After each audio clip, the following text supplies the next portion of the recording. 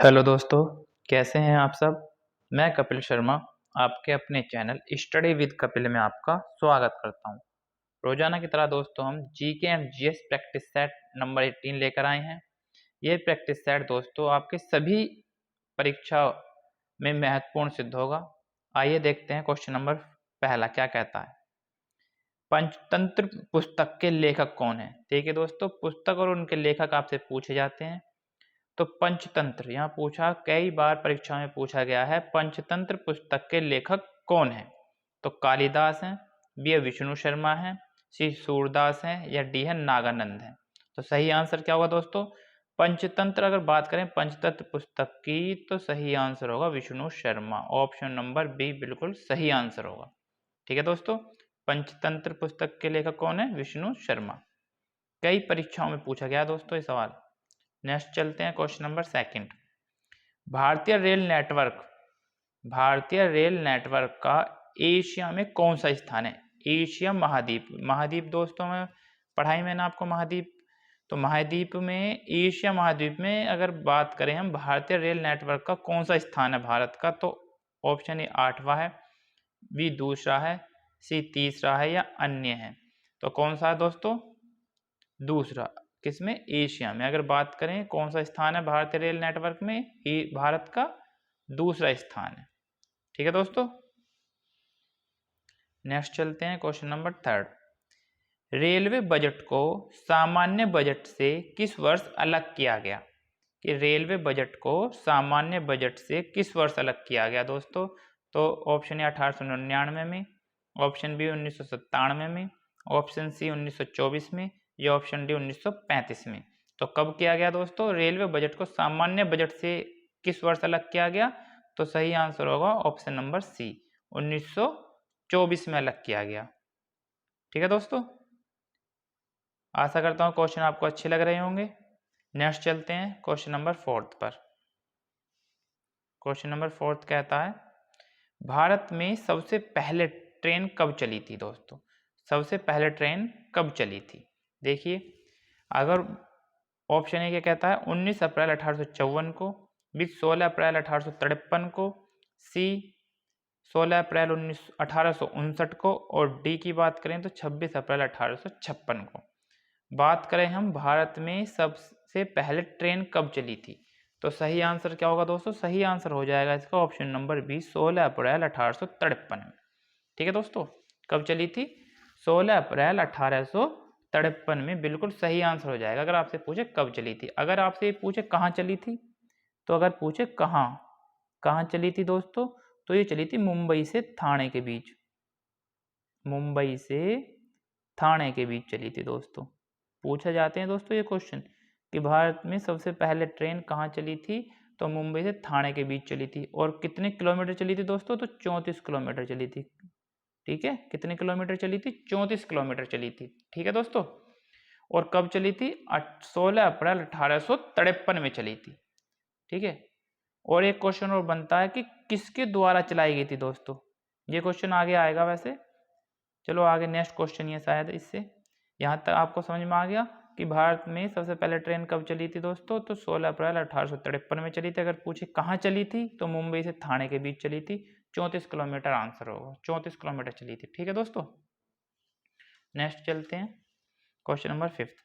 भारत में rail line बिछाने का श्रेय किसे प्राप्त है? वही क्वेश्चन आगे जो दोस्तों जो मैं आपको बता रहा था कि भारत में रेल लाइन बिछाने का श्रेय किसको प्राप्त है। तो option A John Mathai, option B Lord Dalhousie, option C George Stephenson और डी है अन्य। तो सही आंसर क्या होगा दोस्तों? भारत में रेल लाइन बिछाने का श्रेय किसको प्राप्त है? लॉर्ड डलहौजी को। किसको दोस्तों? लॉर्ड डलहौजी को प्राप्त है। Option number B, option number B बिल्कुल सही आंसर होगा। ठीक है दोस्तों, लॉर्ड डलहौजी ने। ऑप्शन 6 देखते हैं दोस्तों, करंट से रिलेटेड क्वेश्चन है आपके 6। देखिए, अच्छे से पढ़ेंगे और आंसर देंगे दोस्तों। हाल ही में भारत ने किस देश के साथ मिलकर पहली बार, देखो दोस्तों पहली बार है तो अपना आप ही मोस्ट हो जाता है सवाल, पहली बार संयुक्त सैन्य अभ्यास फ्री जैक्स 23 का आयोजन तिरुवनंतपुरम में किया है। देखिए दोस्तों, सबसे पहले तो एक क्वेश्चन यही बनता आपका कि भारत ने किस देश के साथ संयुक्त सैन्य अभ्यास फ्री जैक्स का आयोजन कहाँ किया है, कहाँ पूछे तो तिरुवनंतपुरम में किया है। कहाँ किया दोस्तों, तिरुवनंतपुरम में किया है। ठीक है, अब पूछता है किस देश के साथ मिलकर संयुक्त सैन्य अभ्यास फ्रीजैक्स, फ्रीजैक्स का मतलब होता है फ्री से याद रखना फ्रांस, क्या दोस्तों, फ्रांस। फ्रीजैक्स 23 किसके साथ किया है, फ्रांस के साथ किया है। ठीक है दोस्तों, किसने किया, भारत ने किया है। किस बार किया दोस्तों, पहली बार क्या किया, फर्स्ट टाइम किया दोस्तों, ये याद रखना, फर्स्ट टाइम, पहली बार संयुक्त सैन्य अभ्यास फ्रीजैक्स 23 का आयोजन तिरुवनंतपुरम में किया गया है। और किसके साथ किया, फ्रांस के साथ किया है। सही आंसर क्या होगा, ऑप्शन नंबर सी बिल्कुल सही आंसर होगा। नेक्स्ट चलते हैं क्वेश्चन नंबर 7 पर। हाल ही में woman business and the law 2023 report किसने जारी की है, मतलब किसके द्वारा जारी की गई है या किसने जारी की है। तो किसने जारी की है जो दोस्तों, ऑप्शन ए है विश्व बैंक ने, ऑप्शन बी है विश्व व्यापार संगठन WTO बोलते हैं, ऑप्शन सी संयुक्त राष्ट्र संघ, और ऑप्शन डी है दोस्तों अंतर्राष्ट्रीय मुद्रा कोष IMF। तो किसने की है दोस्तों, हाल ही में woman business and the law 2023 report किसने जारी की है दोस्तों, सही आंसर हो जाएगा इसका विश्व बैंक। किसने की है, विश्व बैंक ने की है। सही आंसर क्या हो जाएगा, विश्व बैंक। अगर मैं बात करूँ विश्व बैंक का मुख्यालय पूछ ही लिया जाता है दोस्तों कि विश्व बैंक का मुख्यालय कहाँ है, तो आपका आंसर होगा वॉशिंगटन DC में, वॉशिंगटन DC में इसका मुख्यालय होगा। ठीक है दोस्तों, अगर मैं बात करूँ विश्व व्यापार संगठन के WTO का मुख्यालय जेनेवा में, कहाँ पे है दोस्तों, जेनेवा में। अगर मैं पूछ संयुक्त राष्ट्र संघ न्यूयॉर्क में, कहाँ दोस्तों, न्यूयॉर्क। और अंतर्राष्ट्रीय मुद्रा कोष का मुख्यालय वॉशिंगटन DC में। ठीक है दोस्तों, याद हो गया आपको, चारों ऑप्शन आपको याद हो गए होंगे दोस्तों। कि अगर बात करें विश्व बैंक की तो वॉशिंगटन DC, विश्व व्यापार संगठन जेनेवा, संयुक्त राष्ट्र संघ न्यूयॉर्क, और अंतर्राष्ट्रीय मुद्रा कोष का मुख्यालय कहाँ दोस्तों, वॉशिंगटन DC। ठीक है दोस्तों, चलते हैं आगे क्वेश्चन नंबर 8 पर। कि हाल ही में सशस्त्र सीमा बल का नया DG किसे नियुक्त किया गया है। देखिए दोस्तों, बहुत ही इंपॉर्टेंट क्वेश्चन है कि सशस्त्र सीमा बल का नया DG किसे नियुक्त किया गया है। Option A Rajesh Malhotra, option B है क्रेग फुलटन, ऑप्शन सी है जिष्णु बरुआ, और ऑप्शन डी है रश्मि शुक्ला। तो किसको किया गया है दोस्तों, अगर बात करें सशस्त्र सीमा बल का नया DG किसे नियुक्त किया गया, सही आंसर होगा दोस्तों रश्मि शुक्ला। क्या होगा दोस्तों, ऑप्शन नंबर डी बिल्कुल सही आंसर होगा, रश्मि शुक्ला को सशस्त्र सीमा बल का नया DG नियुक्त किया गया है। अगर हम बात करें क्रेग फुलटन की, तो इन्हें क्या बनाया गया दोस्तों, क्रेग फुलटन को बनाया गया दोस्तों हॉकी का कोच बनाया गया। आपको याद रखना दोस्तों हॉकी, ठीक है, हॉकी के कोच कौन है इस टाइम, क्रेग फुलटन को बनाया गया। किसको दोस्तों, क्रेग फुलटन। और इसका सही आंसर क्या होगा क्वेश्चन नंबर 8 का, सशस्त्र सीमा बल का नया DG किसे नियुक्त किया गया है, रश्मि शुक्ला को। ठीक है दोस्तों, नेक्स्ट चलते हैं क्वेश्चन नंबर 9। एक क्वेश्चन नंबर 9 देखते हैं। हाल ही में 5वीं बार नागालैंड के मुख्यमंत्री पद पर किसे नियुक्त किया गया है। 5वीं बार नागालैंड के मुख्यमंत्री पद पर किसे नियुक्त किया गया दोस्तों, तो option A Conrad Sangma, option B है नेफ्यू रियो, ऑप्शन सी है फागू चौहान, और ऑप्शन डी है एल गणेशन। तो बात करते हैं हम नागालैंड के मुख्यमंत्री। तो नागालैंड के मुख्यमंत्री कौन बने दोस्तों, अभी रेफ्यो नियो। कौन बने दोस्तों, रेफ्यो नियो नागालैंड के मुख्यमंत्री बने। कौन सी बार, 5वीं बार बने दोस्तों।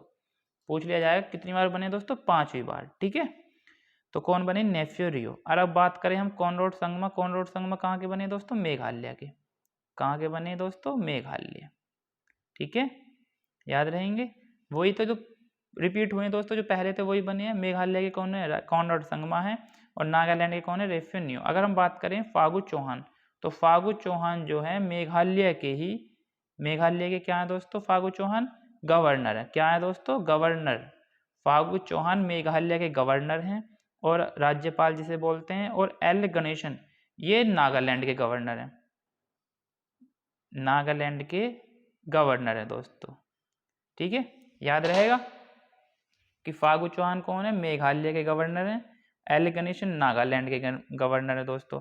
नेफ्यू रियो नागालैंड के मुख्यमंत्री बनाए गए हैं, नेफ्यू रियो। और कॉनराड संगमा की बात करें तो ये मेघालय के मुख्यमंत्री हैं। ठीक है दोस्तों, याद हो जाएंगे आपको अच्छे से। आगे चलते हैं दोस्तों, क्वेश्चन नंबर 10। ये क्वेश्चन नंबर 10 बहुत ही इंपॉर्टेंट है दोस्तों, करंट का क्वेश्चन और बहुत ही इंपॉर्टेंट क्वेश्चन है कि वर्ष 2022 के लिए BBC Indian sports woman of the year पुरस्कार से किसे सम्मानित किया गया है। इस BBC Indian sports woman of the year पुरस्कार से किसे सम्मानित किया गया दोस्तों? तो option A Mirabai Chanu, option B Bhavina Patel, option C Pratima Siwach और ऑप्शन डी है नीतू घंगस। तो सही आंसर क्या होगा दोस्तों? अगर बात करें BBC Indian sports woman of the year की, तो किसे मिला है? मीराबाई चानू। बिल्कुल सही आंसर होगा दोस्तों ए, मीराबाई चानू को मिला है। ठीक है दोस्तों, आगे चलते हैं क्वेश्चन नंबर 11। क्वेश्चन नंबर 11 देखते हैं दोस्तों, पॉलिटी से रिलेटेड क्वेश्चन है दोस्तों। अब आपके 4-5 क्वेश्चन पॉलिटी से आएंगे। देखिए, 42वें संविधान संशोधन अधिनियम 1976 द्वारा प्रस्तावना में किस शब्द को नहीं जोड़ा गया है? प्रस्तावना में किस शब्द को नहीं जोड़ा गया है? तो सबसे पहले तो दोस्तों हम बात करते हैं प्रस्तावना में। आपसे क्वेश्चन पूछा जाता है कि प्रस्तावना में अब तक कितनी बार संशोधन हुआ है, पूछा जाता है कितनी बार संशोधन किया गया, तो एक बार किया गया। कितनी बार दोस्तों? एक बार। और वो कौन सा है? वो 42वां संविधान संशोधन ही है। ठीक है, एक बार प्रस्तावना में संशोधन किया गया, और कौन से किया गया दोस्तों? 42वें संविधान संशोधन के अनुसार। और अब इस क्वेश्चन पे आते हैं कि प्रस्तावना में किस शब्द को नहीं जोड़ा गया है, कौन सा शब्द नहीं जोड़ा है? तो धर्मनिरपेक्ष जोड़ा गया है, बिल्कुल सही है। समाजवादी भी जोड़ा गया दोस्तों, और अखंडता और एकता भी जोड़ा गया है। ये तीनों जोड़े गए, गुट निरपेक्ष नहीं जोड़ा गया। तो सही आंसर क्या हो जाएगा हमारा? सही आंसर हो जाएगा option number C. Option number क्योंकि इसमें गलत पूछा है, नहीं जोड़ा गया है, और हमारा गलत क्या है? सी है। तो सी हमारा सही आंसर हो जाएगा। ठीक है दोस्तों, अच्छे से याद रखेंगे कि 42वें संविधान संशोधन अधिनियम 1976 में प्रस्तावना में 3 शब्द जोड़े गए थे। कौन कौन से हैं? धर्मनिरपेक्ष है, समाजवादी है और एकता और अखंडता। ठीक है दोस्तों, और आपसे क्वेश्चन पूछा जाता है कि प्रस्तावना में अब तक कितनी बार संशोधन हुआ है? एक बार संशोधन हुआ है। ठीक है, आगे चलते हैं क्वेश्चन नंबर 12 कि स्वतंत्रता, समानता और भाईचारा के नारे का संबंध किस देश की क्रांति से है? तो ऑप्शन ए अमेरिका से है, ऑप्शन बी फ्रांस से है, ऑप्शन सी रूस से है, या ऑप्शन डी है इंग्लैंड से है। तो सही आंसर क्या होगा अगर बात करें दोस्तों स्वतंत्रता, समानता और भाईचारा की? तो किस देश की क्रांति से संबंधित है? फ्रांस की। ऑप्शन नंबर बी हो जाएगा फ्रांस, बिल्कुल सही आंसर हो जाएगा दोस्तों। क्या हो जाएगा? France, option number B. Next चलते हैं क्वेश्चन नंबर 13 पर कि संसदीय शासन प्रणाली सर्वप्रथम किस देश में विकसित हुई? कि संसदीय जो शासन प्रणाली है वो सर्वप्रथम किस देश में विकसित हुई दोस्तों? तो ऑप्शन ए है ब्रिटेन में, option B Belgium, option C France, या ऑप्शन डी स्विट्जरलैंड। तो सही आंसर क्या होगा दोस्तों? सही आंसर होगा ऑप्शन नंबर ए, ब्रिटेन, बिल्कुल सही आंसर होगा। सबसे पहले संसदीय शासन प्रणाली किस देश में विकसित हुई थी? तो ऑप्शन ए ब्रिटेन, बिल्कुल सही आंसर है। ठीक है दोस्तों, आगे चलते हैं क्वेश्चन नंबर 14। देखिए क्वेश्चन नंबर 14 देखते हैं कि राष्ट्रपति को अध्यादेश जारी करने की शक्ति किस अनुच्छेद में दी गई है? राष्ट्रपति अध्यादेश कौन से अनुच्छेद के तहत जारी करता है? तो option A 74, option B 78, option B 123 और अनुच्छेद 124। तो सही आंसर क्या होगा दोस्तों? सही आंसर हो जाएगा आपका, अध्यादेश की बात करें राष्ट्रपति की तो किसके कौन से अनुच्छेद के तहत करता है दोस्तों? अनुच्छेद 123। 1 2 3 याद कर लीजिए, बहुत आसान है दोस्तों इसका याद करना। अनुच्छेद 123 के तहत अध्यादेश जारी कर सकता है राष्ट्रपति। ठीक है दोस्तों, कई बार क्वेश्चन पूछा गया है, अच्छे से याद रखेंगे दोस्तों। क्वेश्चन नंबर 14 का आंसर हो जाएगा ऑप्शन सी, बिल्कुल सही आंसर होगा। आगे चलते हैं क्वेश्चन नंबर 15 पर। क्वेश्चन नंबर 15 देखते हैं कि धन विधेयक से संबंधित अनुच्छेद है। धन विधेयक से संबंधित अनुच्छेद है अनुच्छेद 103, अनुच्छेद 109, अनुच्छेद 110 और अनुच्छेद 124। तो सही आंसर क्या होगा दोस्तों? अगर हम बात करें धन विधेयक से तो सही आंसर हो जाएगा ऑप्शन नंबर सी, अनुच्छेद 110। अनुच्छेद 110 बिल्कुल सही आंसर है। ठीक है दोस्तों, आगे चलते हैं क्वेश्चन नंबर 16। गरबा किस राज्य का लोक नृत्य है? देखिए दोस्तों, आपके स्ट्रेटेजी के और ज्योग्राफी से रिलेटेड क्वेश्चन आएंगे। गरबा किस राज्य का लोक नृत्य है? आपसे पूछा जाता है। मैंने आपकी एक स्टैटिक जीके की वीडियो बनाई है दोस्तों, जिसमें भी क्लासिकल डांस कराए हैं।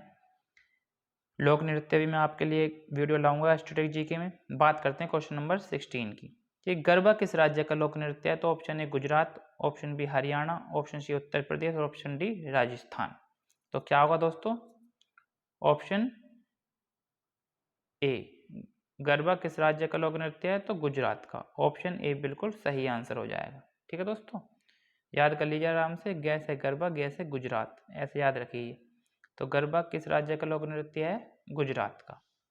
आगे चलते हैं दोस्तों, लोकटक झील किस राज्य में स्थित है। देखिए दोस्तों, झील से आपसे, झील नदी से आपसे क्वेश्चन आते हैं। तो लोकटक झील किस राज्य में स्थित है दोस्तों। Option A Manipur, option B Himachal Pradesh, option C Madhya Pradesh और ऑप्शन डी मेघालय।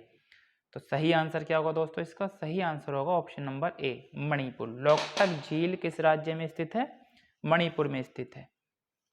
ठीक है दोस्तों, नेक्स्ट चलते हैं क्वेश्चन नंबर 18। 18 कहता है दोस्तों कि हड्डियों का अध्ययन विज्ञान किस शाखा के अंतर्गत आता है। देखिए दोस्तों, आपसे शाखाएं पूछी जाती हैं कि कौन सी किससे संबंधित है, तो आप अच्छे से याद रखेंगे। हड्डियों का अध्ययन विज्ञान की किस शाखा के अंतर्गत आता है। तो option A osteology, option B orology, option C है सीरोलॉजी और डी है इनमें से कोई नहीं। तो अगर बात करें हम हड्डियों के अध्ययन की, तो क्या शाखा कहलाती है दोस्तों, ऑप्शन ए ऑस्टियोलॉजी। क्या कहलाती है, ऑस्टियोलॉजी। बिल्कुल बहुत ही इंपॉर्टेंट क्वेश्चन है दोस्तों, याद रखेंगे अच्छे से। और आगे चलते हैं नेक्स्ट क्वेश्चन नंबर 19 पे। क्वेश्चन नंबर 19 देखते हैं दोस्तों कि मेट्टूर बांध किस नदी पर बना है। मेट्टूर बांध किस नदी पर बना है। अगर बात करें मेट्टूर बांध की, तो किस नदी पर बना है दोस्तों। ऑप्शन ए कावेरी नदी पर, ऑप्शन बी नर्मदा नदी पर, ऑप्शन सी कृष्णा नदी पर, ऑप्शन डी महानदी पर। तो मेट्टूर बांध किस नदी पर बना है, मेट्टूर बांध बना है दोस्तों कावेरी नदी पर। कहाँ बना है दोस्तों, कावेरी नदी पर बना। और इंपॉर्टेंट क्वेश्चन है दोस्तों, कई बार क्वेश्चन पूछा गया है, मेट्टूर बांध किस नदी पर बना हुआ है, कावेरी नदी पर। ठीक है फ्रेंड्स, याद रखेंगे अच्छे से। और अब चलते हैं हम आज की वीडियो का अंतिम प्रश्न, क्वेश्चन नंबर 20। भारत में समुद्री तट रेखा वाले राज्यों की संख्या कितनी है। कि भारत में जो समुद्री तट हैं, जो कौन से राज्य समुद्री तटों से मिले हुए हैं, तो कितने राज्य हैं जो भारत के समुद्री तटों से मिले हुए हैं दोस्तों। तो ऑप्शन ए 10 है, ऑप्शन बी 8 है, ऑप्शन सी 9 है और ऑप्शन डी है 12 है। देखिए दोस्तों, कई बार ये क्वेश्चन आया है कि भारत में समुद्री तट रेखा वाले राज्यों की संख्या कितनी है दोस्तों। तो सही आंसर हो जाएगा 9। कितनी है दोस्तों, 9 बिल्कुल सही आंसर होगा। ठीक है दोस्तों, तो कितने राज्य हैं जो समुद्री तट से मिले हुए हैं दोस्तों, तो 9 बिल्कुल सही आंसर, ऑप्शन नंबर सी बिल्कुल सही आंसर होगा। आशा करता हूँ वीडियो आपको अच्छी लगी होगी दोस्तों। वीडियो अच्छी लगी है तो लाइक शेयर एंड सब्सक्राइब जरूर कीजिए। धन्यवाद दोस्तों।